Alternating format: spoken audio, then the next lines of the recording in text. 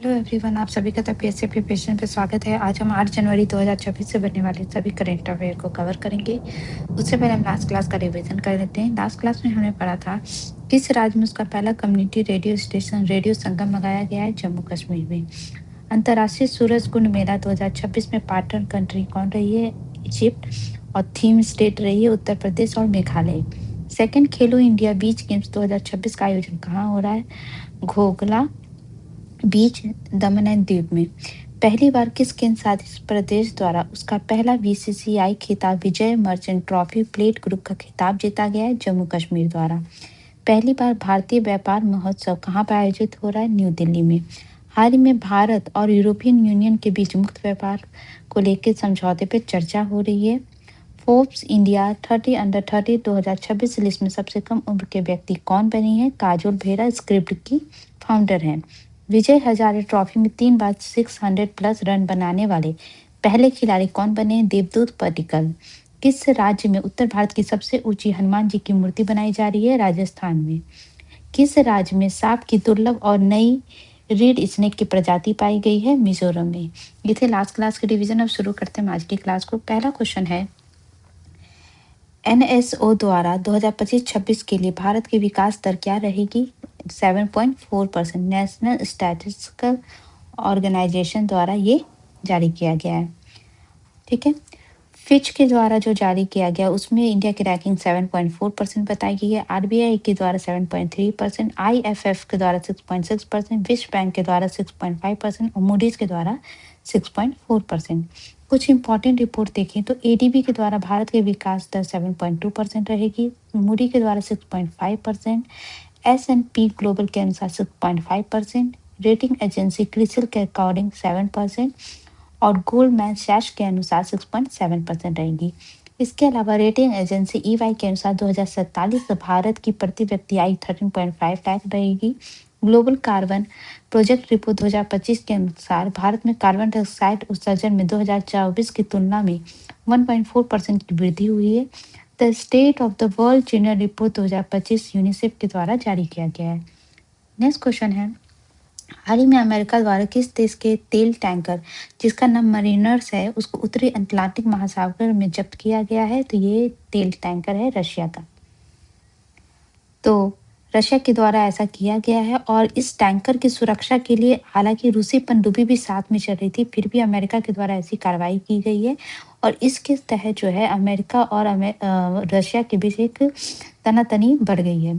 अगर हम एक नियम है जिसके अनुसार जो है समुद्री कानून 1982 में एक नियम बनाया गया था संयुक्त राष्ट्र सम्मेलन के अनुसार खुले समुद्र में नौवहन की स्वतंत्रता लागू होती है। तो रूस ने इसी के ऊपर मांग की है कि चालक दल के सदस्यों के साथ मानवीय व्यवहार किया जाए। अमेरिका से रिलेटेड फैक्ट देखें तो अमेरिका के द्वारा 33 साल बाद परमाणु परीक्षण किया गया है। इतिहास का सबसे लंबा शटडाउन यहीं लगा था। 232 साल पुराना पेनिस प्रचलन को समाप्त किया गया है। यूनाइटेड नेशन सिक्योरिटी काउंसिल द्वारा ट्रम्प गाजा शांति योजना को प्रस्ताव को अपनाया गया था। अमेरिका द्वारा F-35 लड़ाकू विमान को सऊदी अरेबिया को बेचने की योजना बनाई जा रही थी। माइक्रोसॉफ्ट कंपनी द्वारा एशियाई देश में अब तक का सबसे बड़ा 17.5 अरब डॉलर का निवेश इंडिया में किया गया है। अमेरिका के द्वारा कोर 5 गठन का योजना बनाया जा रहा है जिसके अंदर अमेरिका, चाइना, रशिया, इंडिया और जापान शामिल होंगे। 600 अरब डॉलर से अधिक संपत्ति वाले पहले व्यक्ति बने हैं एलन मस्क। अमेरिका का रोमी हेलीकॉप्टर MS-60R का दूसरा स्क्वाड्रन ओस्प्रे को भारतीय नौसेना में शामिल किया गया था। अमेरिका का संचार उपग्रह ब्लू बर्ड 2 को भारतीय रॉकेट जिसका नाम है LBM-3 Mark 6 से लॉन्च किया गया था। अमेरिकी राष्ट्रपति डोनाल्ड ट्रंप द्वारा ग्रीनलैंड को भी अमेरिका में शामिल किए जाने के लिए विशेष राजदूत को नियुक्त किया गया है। अमेरिकी नौसेना द्वारा 31 साल बाद यूएसए डिफाइंड यूथ पोत का निर्माण किया जाएगा और अमेरिका द्वारा वेनेजुएला के खिलाफ ऑपरेशन एब्सोल्यूट रिजॉल्व के तहत सैन्य कार्रवाई की गई है। नेक्स्ट क्वेश्चन है, किस देश द्वारा पाकिस्तान के JF-17 थंडर लड़ाकू विमान खरीदने को लेकर रुचि दिखाई गई है? तो ये रुचि दिखाई गई है बांग्लादेश के द्वारा। तो ये जो JF-17 थंडर सिंगल इंजन वाला हल्का बहुउद्देशीय लड़ाकू विमान है जिसे चीन की चेंगदू एयरक्राफ्ट कॉरपोरेशन और पाकिस्तान की एयरोनॉटिकल कॉम्प्लेक्स ने संयुक्त रूप से विकसित किया गया है। बांग्लादेश और पाकिस्तान से रिलेटेड फैक्ट देखें तो बांग्लादेश के द्वारा जुलाई चार्टर पे समझौता हस्ताक्षर हुआ था। बांग्लादेश की पहली महिला प्रधानमंत्री खालिद जिया का निधन हुआ था। बांग्लादेश सरकार द्वारा ही अभी जो है शेख हसीना है उनके खिलाफ जो है मुकदमा दर्ज किया गया, जिसके तहत जो है उन्हें मौत की सजा का जो है वहाँ की कोर्ट के द्वारा सुनाया गया है। पाकिस्तान के पहले चीफ ऑफ डिफेंस फोर्सेस पद पर नियुक्त हुए हैं असीम मिनरो। हाल ही में आईएमएफ द्वारा पाकिस्तान को 1.2 अरब डॉलर की आर्थिक सहायता की मंजूरी दी गई थी। पाकिस्तान के विश्वविद्यालय में पहली बार संस्कृत को लघु पाठ्यक्रम शुरू किया गया है।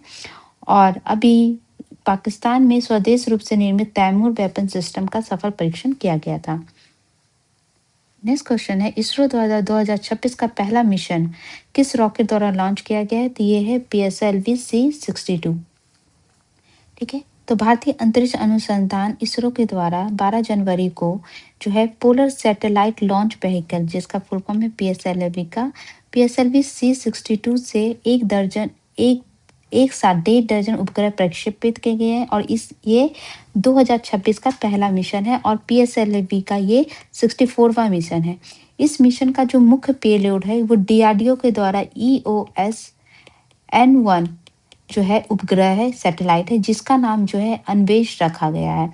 और इस सैटेलाइट में हाइपर स्पेक्ट्रल कैमरे की नज़र से धरती की कोई वस्तु छिप नहीं पाएगी। और ये धरती की स्कैनिंग करने में और सुरक्षा निगरानी और के रक्षा के लिहाज से ये बहुत अच्छा साबित हुआ है। इसके अलावा आज के दिन ही भारत की जो सूर्य की अध्ययन करने के लिए आदित्य L1 भेजा गया था। ठीक है, ये सैटेलाइट भेजा गया था, ये मिशन लॉन्च किया गया था 2023 में। इसको 2 सितंबर जो है 2023 को PSLV-C57 से ये लॉन्च किया गया था। और ये 6 जनवरी 2024 को L1 जो सूर्य के जो सबसे निकटतम पॉइंट है L1 जो है वहाँ पे ये पहुंचा था। ठीक है, तो इसी के आज जो है 2 साल पूरे हुए। नेक्स्ट क्वेश्चन है, विकसित भारत यंग लीडर्स लीग 2026 का आयोजन किस राज्य में हो रहा है? तो दिल्ली में जो है भारत मंडपम में इसका आयोजन होगा। कुछ इंपॉर्टेंट इवेंट से रिलेटेड फैक्ट देखें तो जयपुर में न्यू क्रिमिनल लॉ पर आधारित प्रदर्शनी का उद्घाटन अमित शाह ने किया था।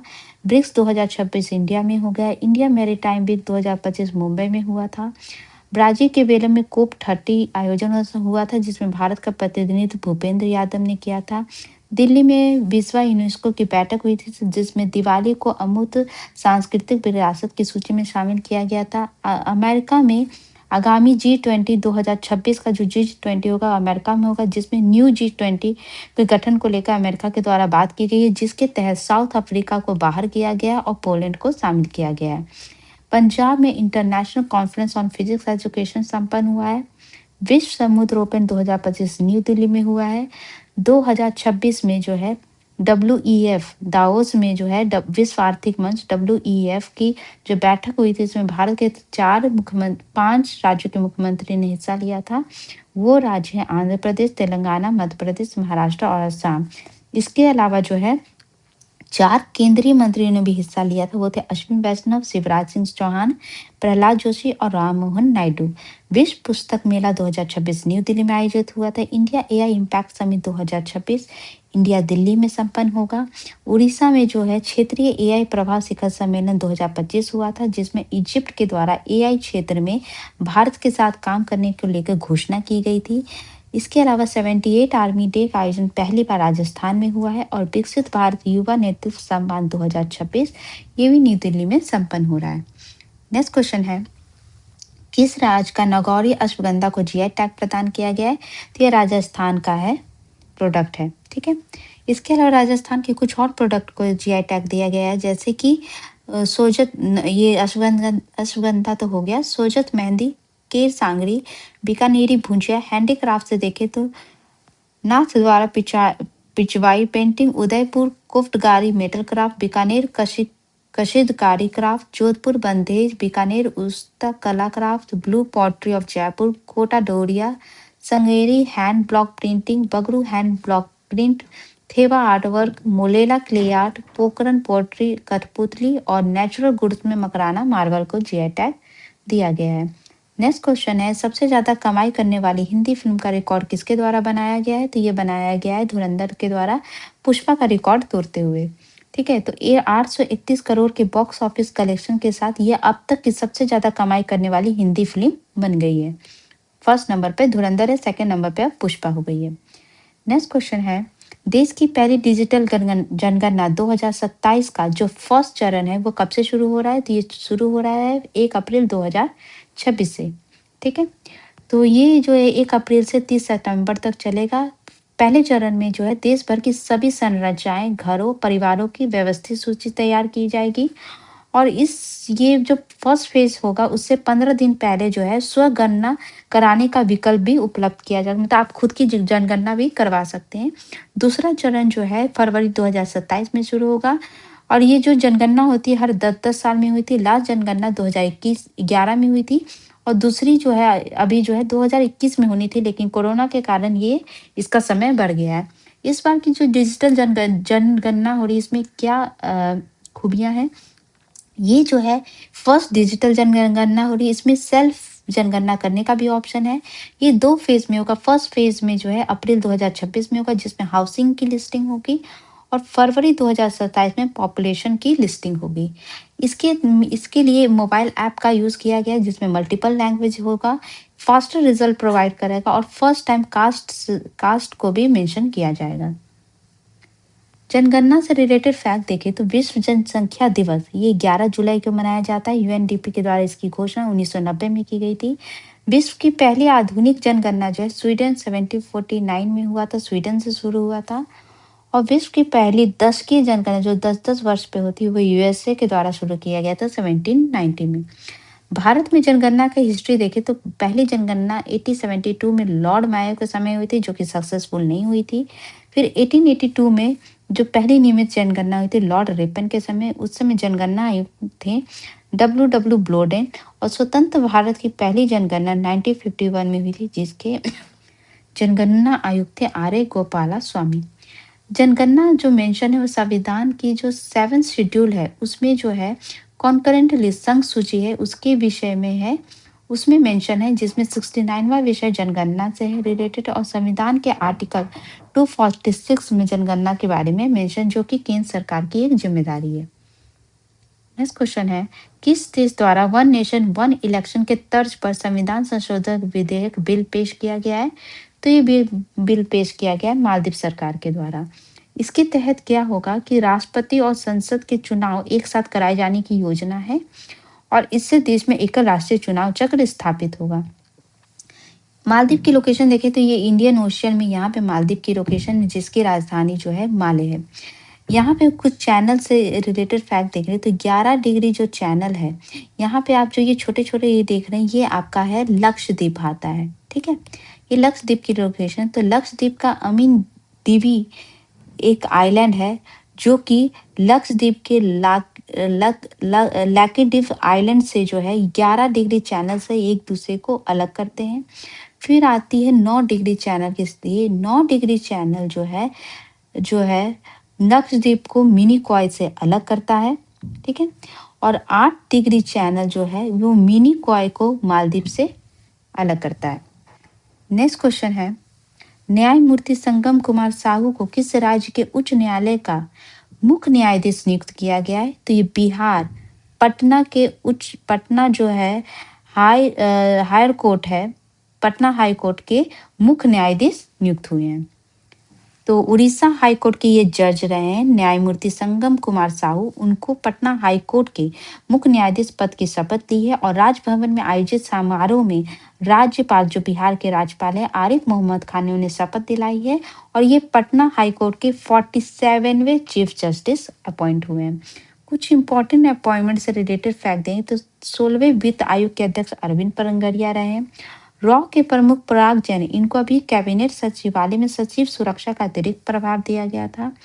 देश के 53rd chief justice of India कौन है?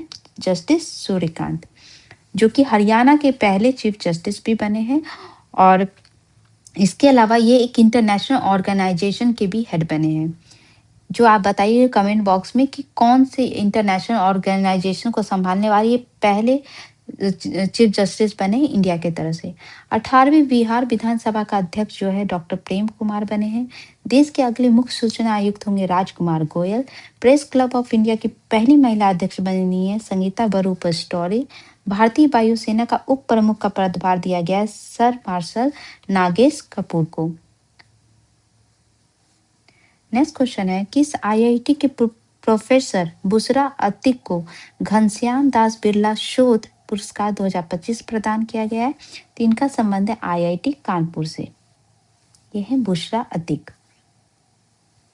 तो केके बिरला फाउंडेशन की ओर से वैज्ञानिक अनुसंधान के लिए वर्ष 2025 का घनश्याम दास बिरला शोध पुरस्कार आईआईटी कानपुर में biological science and bio engineering की प्रोफेसर बुशरा अतीक को प्रदान की गई है।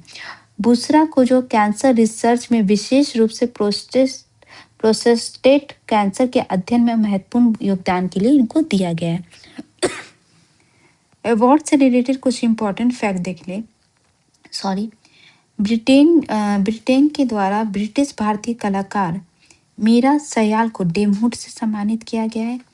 नॉर्थ सेंट्रल रेलवे जोन को अति विशिष्ट रेल पुरस्कार 2025 प्रदान किया गया है। फोर्ब्स द्वारा 40 under 40 richest self made billionaire under 40 में शामिल एकमात्र भारत आधारित टेक बिलियनियर है निखिल कामिल, जो कि जोरदा के मालिक हैं। इसके अलावा world record of excellence award 2025 Bhupendra Singh Bhullar को दिया गया है। जयंत विष्णु नर्लिकर एक खगोल शास्त्री, उनको विज्ञान रत्न पुरस्कार प्रदान किया गया है। इफ्को द्वारा साहित्य सम्मान 2025 मैत्रेय पुष्पा को दिया गया है और युवा साहित्य सम्मान जो है अंकिता जैन को दिया गया है। राष्ट्रपति द्वारा राष्ट्रीय हस्तशिल्प पुरस्कार हीराबाई झरेका को दिया गया है। शिल्प गुरु पुरस्कार जो है दिलसाद को दिया गया है। ग्वालियर में जो है तानसेन समारोह हुआ था, उसमें 2024 का राष्ट्रीय तानसेन अवार्ड पंडित राजा कल्ले को दिया गया और 2025 का पंडित तरुण भट्टाचार्य को दिया गया है। नेक्स्ट क्वेश्चन है, राष्ट्रीय निशानेबाज चैंपियनशिप की पदक तालिका में शीर्ष स्थान पे कौन सा राज्य रही है? तो फर्स्ट पोजीशन पे रही है हरियाणा, सेकंड पे महाराष्ट्र रही है और थर्ड पे राजस्थान रही है। तो हरियाणा ने राष्ट्रीय निशानेबाजी चैंपियनशिप की पदक तालिका में शीर्ष स्थान हासिल किया है, सेकंड पे महाराष्ट्र और थर्ड पे राजस्थान रही है। नई दिल्ली और भोपाल में जो है 36 दिन तक इस प्रतियोगिता में ने हरियाणा ने जो है कुल 60 मेडल जीते, जिसमें एक 31 गोल्ड है, 13 जो है रजत पदक सिल्वर है और 16 कांस्य पदक है। महाराष्ट्र के द्वारा जो है 24 स्वर्ण, 9 रजत, 9 कांस्य जीते गए हैं, जिसपे वो दूसरे स्थान पे, और राजस्थान के द्वारा 51 पदक जीते गए हैं। ठीक है, इसके अलावा गेम से रिलेटेड एक और फैक्ट देखें तो वैभव सूर्यवंशी जो बिहार के हैं एक खिलाड़ी हैं, क्रिकेट खिलाड़ी, अंडर 19 क्रिकेट में अपना रिकॉर्ड तोड़ प्रदर्शन जारी रखा है और सबसे युवा कप्तान, क्योंकि अभी जो है इंडिया और साउथ अफ्रीका के बीच 3 सीरीज का मैच हुआ है जिसमें ये कप्तान नियुक्त हुए थे और ये सीरीज अभी इंडिया ने जीत भी ली है। तो ये सबसे युवा कप्तान बनने वाले बिहार का 14 साल का ये सबसे युवा कप्तान बने थे। इसके अलावा सबसे युवा शतकवीर कप्तान और इन्होंने इस जो सीरीज थी इसमें इन्होंने 100 रन भी बनाए हैं, मोर देन 100 रन भी बनाए हैं। तो सबसे युवा शतकवीर कप्तान भी ये बन गए। तो ये थे आज की important current affair. I hope आपको क्लास अच्छी लगी हो। Thank you so much.